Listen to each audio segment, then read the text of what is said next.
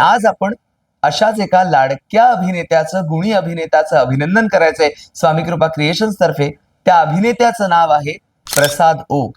आणि अतिशय आनंदाची गोष्ट ही मराठी भाषेसाठी, मराठी चित्रपटासाठी, की प्रसाद ओक याच्या नावावरती एक जागतिक विश्वविक्रम नोंदला गेलेला आहे. मुख्य म्हणजे धर्मवीर मुक्काम पोस्ट ठाणे या चित्रपटात प्रसाद ओक यांनी जी भूमिका, शीर्षक भूमिका साकारलेली होती, त्याकरता एकाच वर्षात या भूमिकेकरता प्रसाद ओक यांनी साकारलेल्या भूमिकेकरता त्याला एक नाही, दोन नाही, तर तब्बल 17 पुरस्कार मिळालेले आहेत.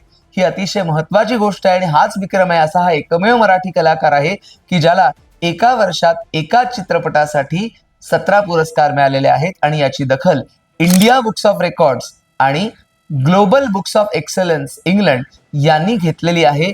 या दोन्ही ठिकाणी त्याच्या नावावर हा विश्वविक्रम नोंदला गेलेला आहे. आणि त्यामुळे प्रसाद ओक साठीच नव्हे तर प्रत्येकासाठी, प्रत्येक मराठी माणसासाठी, प्रत्येक मराठी सिनेमा प्रेमींसाठी ही आनंदाची गोष्ट आहे. आणि खरोखरच ज्या वेळेला हे जाहीर झालं त्यावेळेला प्रत्येक मराठी माणसाला खूपच आनंद झालेला आहे.